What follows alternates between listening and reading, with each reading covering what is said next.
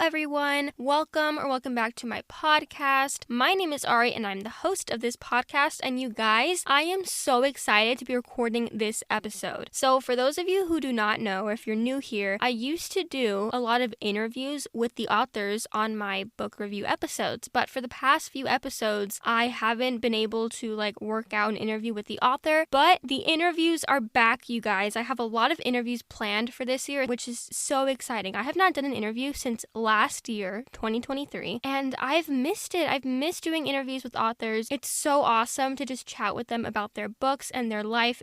I love doing that. So I'm so excited that is back. And like I said, I have so many more planned for future episodes. So stay tuned for those episodes. But yeah, so today I'm reviewing Izzy at the End of the World by K.A. Reynolds. So this is a middle grade paranormal kind of apocalyptic book. So if you are a fan of that, then this is definitely the podcast episode you're going to want to listen to find out if you want to read this book. And I'm pretty sure you're going to want to. So stick around and listen, hear what I have to say about the book, my review, things that you can expect in this book, and stay tuned for a really fun interview with the author herself. I'm so excited for this episode, and let's go ahead and jump right into it.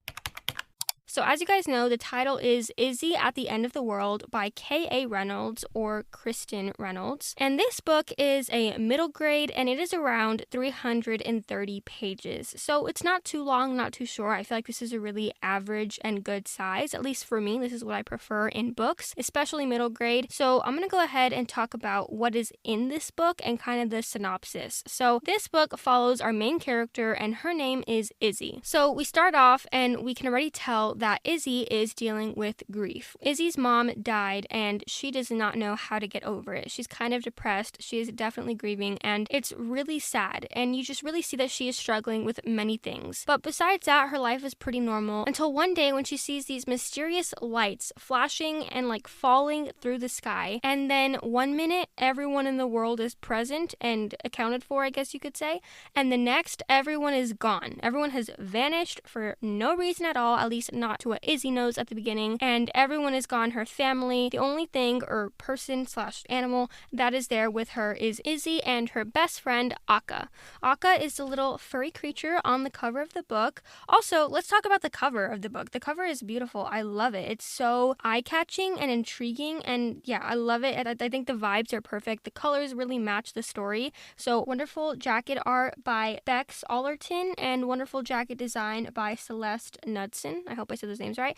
But yes, the cover is amazing. I love it so much. So like I was saying, we're following Izzy and she out of nowhere, everyone disappears around her except for her and her little pet. She basically goes on this adventure to find out where did everyone go? What happened? She's so confused. But even though she's grieving, even though she's scared, even though she's confused, she still is this really brave and admirable character. And we really see a lot from her. We learn a lot about her and we learn how we can be like her and be brave. And the whole book is basically her story of trying to find out what happened, uncovering these hidden truths that she did not know, maybe she didn't want to know, and it's just an epic adventure that I know you guys are not going to want to miss. So some key little things, I guess more detailed, is that our main character Izzy reps everything. Are you kidding me? She is queer, she is going through depression, and she's grieving, and she's autistic. I love that this book has so much representation in it, and what I love also is I love when middle grade books, or really any type of books in kid lit, when they have representation in it, but I really prefer when the representation and anything in it, it's not thrown at you. I have read a few books, nothing I've reviewed on my podcast, but I have read a few books or heard of a few books that they just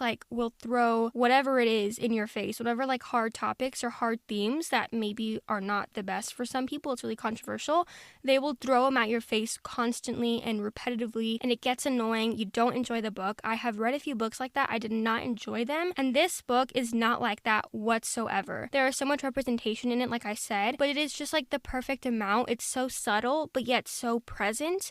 And it was not annoying at all. It was beautiful. I really love the way that Kristin did it. I mean, the story is amazing. So, I mean, it's always great when the story is amazing, the writing's great, and then we have representation in it to show off some other people. If they're not the same as us, that's even better. So I really loved the book. I really enjoyed it. Also, this book was so so fast-paced. It had basically everything in it. Like, I was scared, and there were so many mysterious different scenes, and then there was also so much like happiness and love, and then I was like crying, and I was like really sad, but it was basically like perfect. It wasn't from one extreme to the other. It blended very, very nicely, and like I said, just had every type of emotion in it. I was crying, I was upset, I was scared throughout the whole entire book. It was such a roller coaster, but in the best way possible. So I really loved that. It wasn't just like all scary, it wasn't all sad, it wasn't all happy. It had all of these different emotions, and I love that because it shows Izzy as a main character, but also as a normal human being. I really love that aspect of it, and like I was saying, it had some really heavy and also like realistic topics in it: grief, depression, an autistic character that is also queer.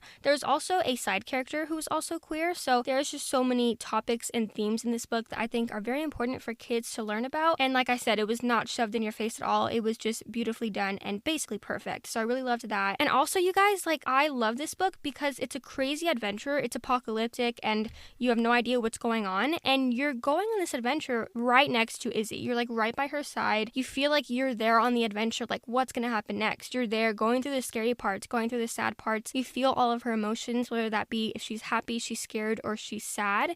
And I really love that. I felt like me and Izzy were besties. I could relate to her in so many ways, and I really enjoyed this story. Like I said, it was just so great. You guys, you have to check it out. I will have the links to purchase this book in this episode description, so if you're interested, be sure to check that out. I know Kristin would really appreciate that. And the main thing that I really loved about it was that the whole message that Kristin was sending to anyone who reads it, doesn't matter what age you are. I just love that basically it's proving that no matter what you are going through, no matter how you're feeling, no matter what stage you are in your life, you can do anything if you put your mind to it. And in Izzy's case, she's going through hard things, but she decided that she wanted to do anything she wanted to, and that just so happened to be saving the world. She thought she could do it, and she did it. So I love that message of the book. I think it is so big and huge and motivational and inspirational and amazing for everyone, anyone of every walk of life and everything. I feel like you can apply it to your life no matter who you are and where you are in the world. I really love this book. It is such an amazing middle grade adventure. Once again, it is called Izzy at the End of the World by K.A. Reynolds or Kristin Reynolds. I loved it so much. I really enjoyed reading it. And yeah, so basically, if you're looking for an amazing book that you will be crying, you will be happy, you will be scared at the edge of your seat. It's also so fast-paced. It like flies by. And also, of course, you're trying to figure out what happened to every single human in the world, then this is definitely the book for you. If you want a fun adventure, this is the book for you. If you want a book filled with trying to find out what's happening, uncover hidden truths, and even try to figure out how to live on your own, yet still trying to rely on other people, this is just, it has it all, you guys. So be sure to go check this book out. And yes, you guys, the time is finally here. It's interview time. I feel like I should have like a theme song. Should I do that from now on? I could be like, it's interview time, and then put like a little sound effect or like music.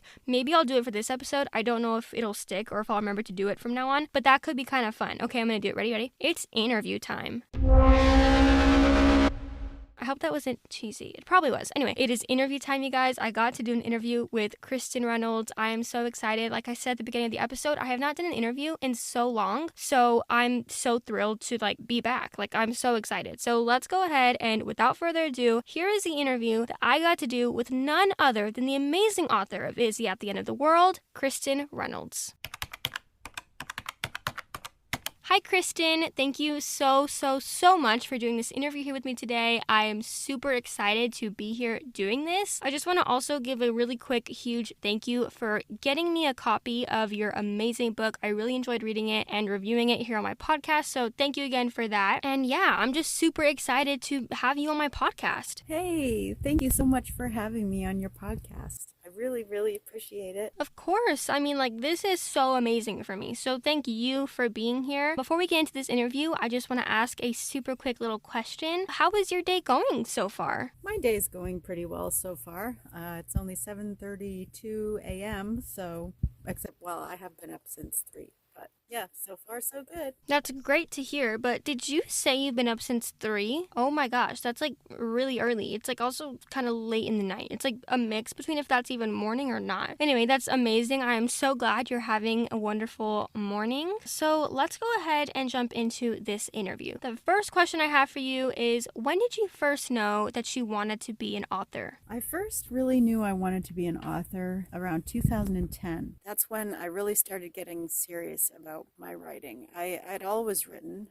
since I was little. After my mom died when I was 7, so after that, words were a comfort to me, especially being an undiagnosed autistic child. I used to write. It was much easier to write notes to my grandmother who raised me after that. When, I got in trouble or something, I would write notes instead of saying things directly to her. So she actually saved all my little notes. Kind of cute. But yeah, 2010 is when I started writing my first actual novel, and I just loved it. This first one started as a poem, and it just kind of kept going and going and going, and I loved it. I loved everything about it. But it took me, let's see, I wrote that one, then another one, then I started another one and didn't finish it. Then I started another one, and it was my fifth book. After I almost gave up after my fourth, but it was my fifth book that actually got me an agent and a publishing deal. So it took a while. First of all, I just want to say I'm so sorry for your loss of your mom when you were a little girl. I'm really sorry. My heart goes out to you. Also, yes, that is so cute that you said your grandma kept all of your little notes and stories. I think that is so precious. My mom also did the same for me and my sisters, and even though I'm still pretty young, it's fun to sometimes go back and look at those, and I know it's going to be even more enjoyable when I'm older and have kids hopefully, and then I can show them if they even care to see, or I can look back on it. But yeah, so I think that's also really cool that you have been wanting to be an author, or just you've been writing books since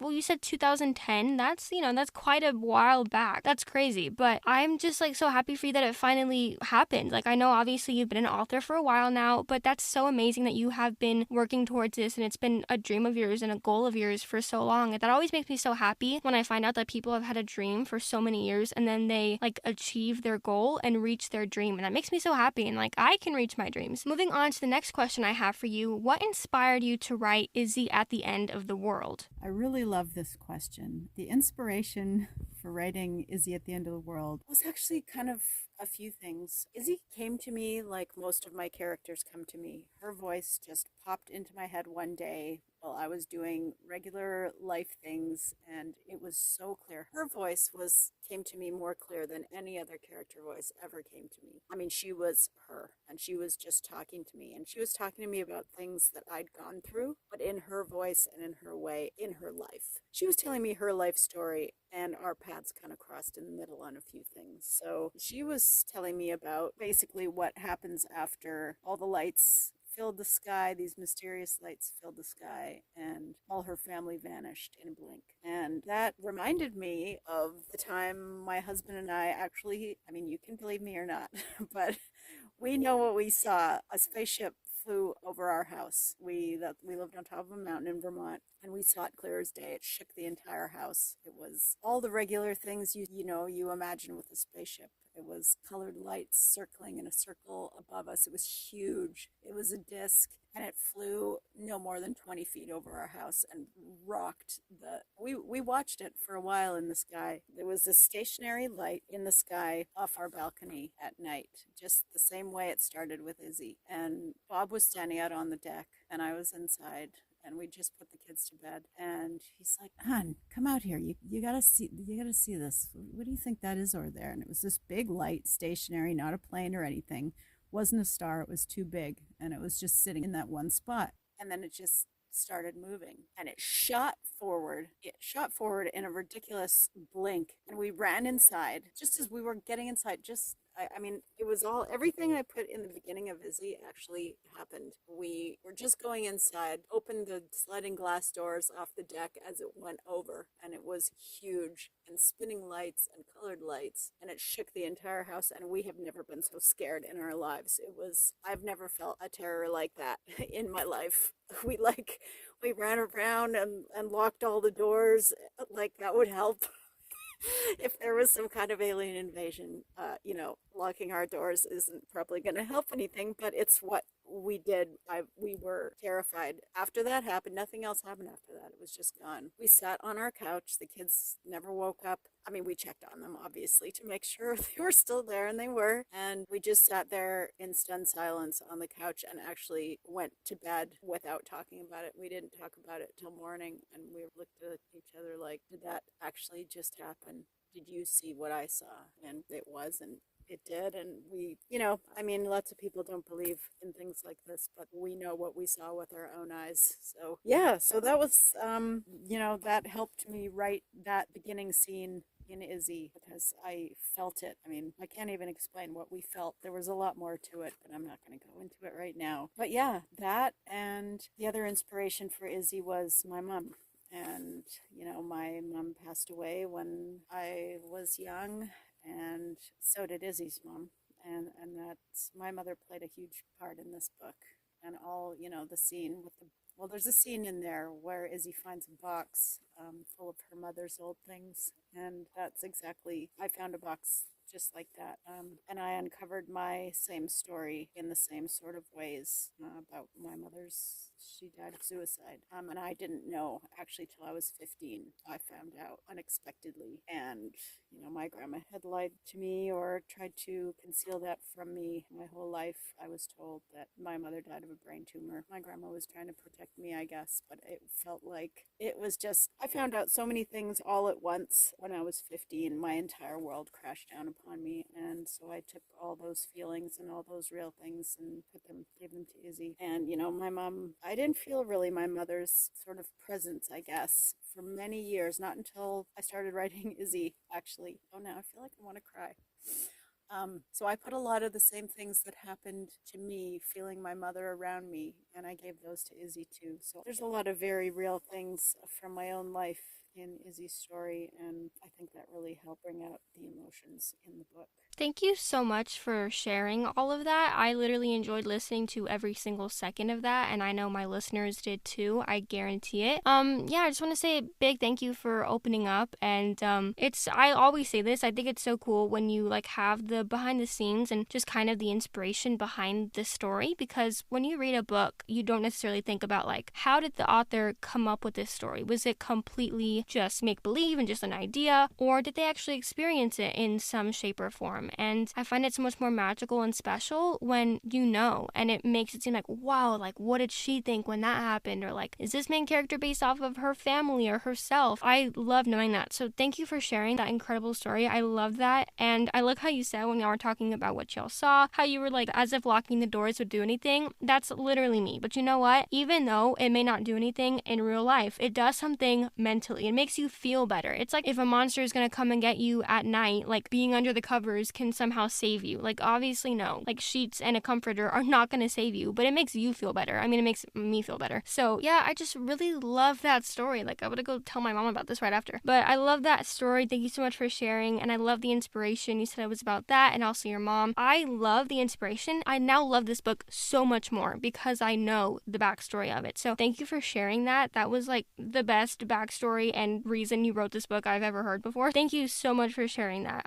That's amazing. Thank you. And now moving on to the next question I have for you. What does it mean to you to have an autistic main character? Having an autistic main character was something I was officially diagnosed as autistic in 2019, I believe. Yes. And it was actually, I was diagnosed during the editing process of my second book, The Spinner of Dreams. So the book had already been written and it had already gone to copy edits. So I couldn't change anything except the last part, the dedications. So I put that in the dedications to that book, kind of how I came into my diagnosis. And I realizing that Annalise, the main character in The Spinner of Dreams, was autistic too. I guess I didn't really put two and two together. She, had anxiety and panic attacks, but all that played in with autism too. But she wasn't officially labeled as an autistic main character because the book was already finished.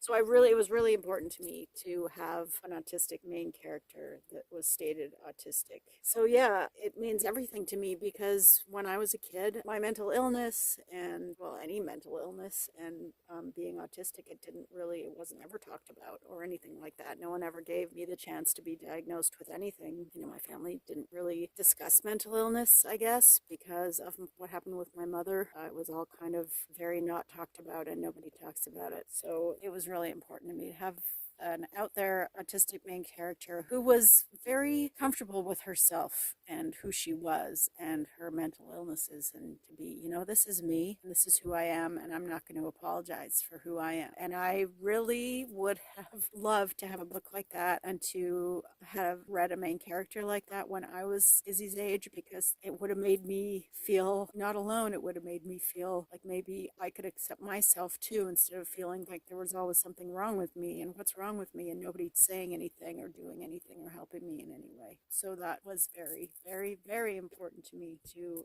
have Izzy be autistic. It means everything, and I just love her. Wow. Once again, thank you for your response. You have such amazing responses to every question, so thank you. I love everything that you said, especially there at the end. You were saying, like, no one should really apologize for who they are. They should be very open if they want to be and proud of who they are, and I love that. I think everyone can live by that. I also now love Izzy even more, knowing how she connects to you personally as not just an author, but also as a person. And like I said, with, knowing the backstory of the book, knowing the backstory and meaning of the character also makes the character seem so much more important, but also like real, like an actual real life character, because it's based on real life people. I think that was such an amazing interview response. Once again, just thank you so much for sharing all of that with me and my amazing listeners. It's so cool to hear from you guys. You guys, I mean authors. So thank you for your responses. So the next question I have here for you is, how long was it from when your book was just a crazy idea in your head to the moment it was published? Like, what was the whole process? So actually, I first got the idea for Izzy at the End of the World while I was heavy in edits for The Land of Yesterday. I knew I couldn't focus on drafting her story right then, but as soon as I got the idea, if I heard her voice, I wrote down her name and the friend she would meet along the way's name, which ended up changing in the end. And I wrote down the basic plot and any relevant, actually, I think I did. I wrote the first couple of pages in the opening, and then I spent a day on it, and then I put it aside and let it go while I finished edits. And then I right away had to start drafting The Spinner of Dreams after, which was my second book.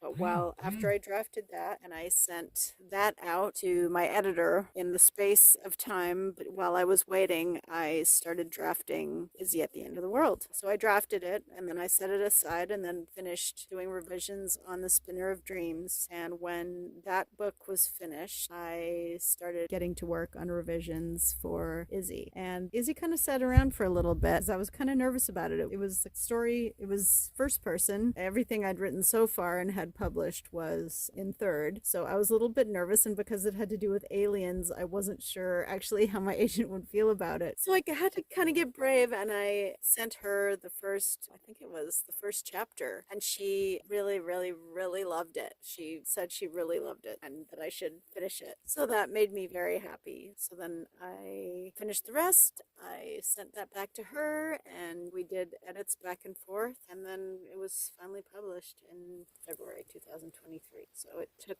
6 years from beginning to being published. Wow, I love that you were working on two books at the same time. I feel like that's so cool and exciting that you were like excited about one book and then also excited about Izzy. And I think that's so cool that you're working on two projects, and I feel like that's so exciting. Obviously, to the moment when you like got closer and like every day you were one step closer to getting it published, and then you were like editing it and revising it. I feel like that's so exciting. So that's super cool. And now, can you please give me and anyone listening just a quick little summary of what readers can expect from your amazing book, Izzy at the End of the World? Izzy at the End of the World is a story about Isadora Wilder, who's 14, autistic, and still grieving over the death of her mother a year prior. She lives on the top of a mountaintop in Vermont with her grandparents, little sister Maple, and her big, beautiful, awesome, amazing best friend, Doggo Aka, who is pretty much the star of the entire book, if I'm honest. So one night while she's on the deck with Aka stargazing, her grandparents and little sister are inside. These huge, powerful lights fill the sky and kind of freeze her and Aka in place. And by the time the lights disappear and everything goes dark and silent, when she goes back into the house, her entire family is gone. And Izzy and Aka have to team up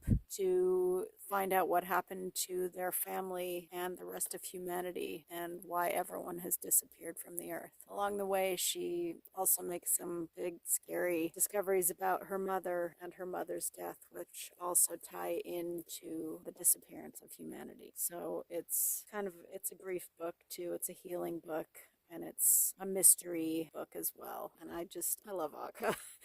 And Izzy does meet someone along the way, Raven, who is really, really amazing as well. Awesome. Okay, thank you for that. Yeah, you explained that really great. Thank you. And now moving on to the last question I have for you. It's more of a fun question. What would you do if you were put in Izzy's situation? Oh boy, that's a good question. What would I do if I was put in Izzy's situation? I've thought about this more than a few times, and I can only hope that I would be as brave as Izzy was. I loved being inside Izzy's head, or having Izzy's head inside me. I'm not sure which one it is, but she was so strong and brave, and she really inspired me to be strong and brave too. Lots of people know this already, but I had to do all my rewrites for Izzy during, well, I was right in the middle of it when my husband was diagnosed with stage 4 cancer, and I took some time off. My editor was really amazing about letting me do that while we went through it, and this was during COVID as well, so it was really hard. And then I had to finish doing rewrites after my husband passed away. I had to rewrite more than half of the book,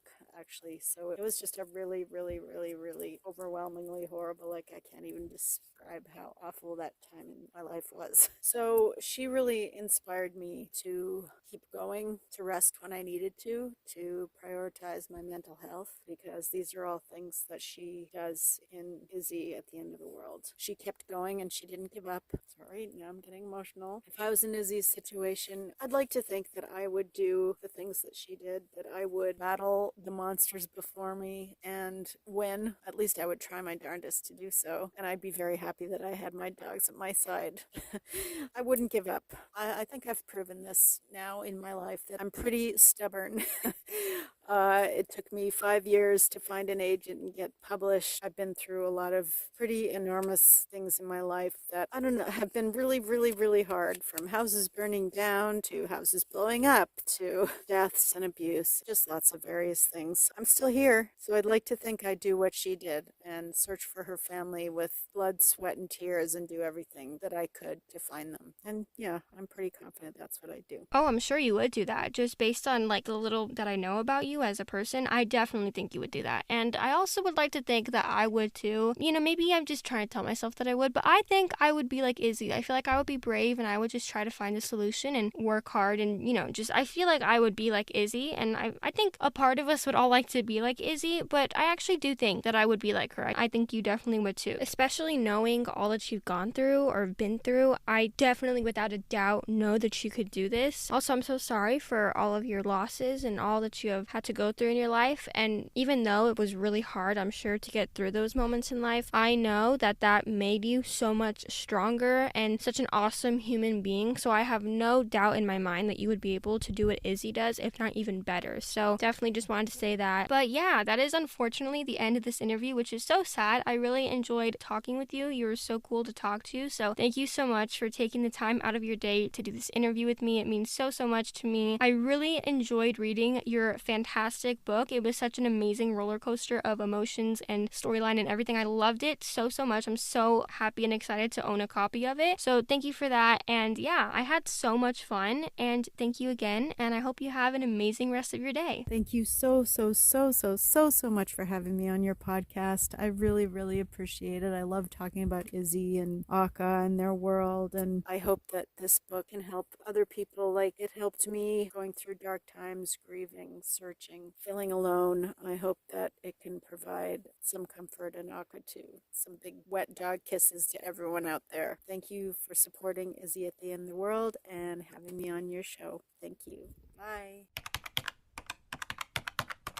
Okay, you guys, that was the interview. I hope you guys enjoyed it as much as I enjoyed recording it. I had so much fun talking with Kristin. I think I said it in the episode at one point. I mean, in the interview, I love doing the interview because I haven't done one in so long, but also because Kristin was such an amazing author and person to get to chat with. But yeah, super fun. I really hope you guys enjoyed it. And yeah, that is the end of this episode. I really enjoyed recording it, from the review to the interview, and I hope you guys enjoyed listening to it. Thank you so much for tuning in, especially if you listened to this this point in my episode. Thank you so much. Your support means the world to me. But yeah, so before I go ahead and do my little podcast ending, be sure to check out this book, Izzy at the End of the World by Kristin Reynolds, or K.A. Reynolds. I have the links to purchase in this week's episode description, so be sure to go check that out. And I think that's it. I think I said everything I wanted to say. Once again, thank you so much for your support. And book lovers, always remember, keep your head in the clouds and your heart in a book. And I will see you guys very soon for another fun episode where I will have another author interview. So stay tuned for that. I'm so excited. I can't wait, and I hope to see you there. Bye, friends.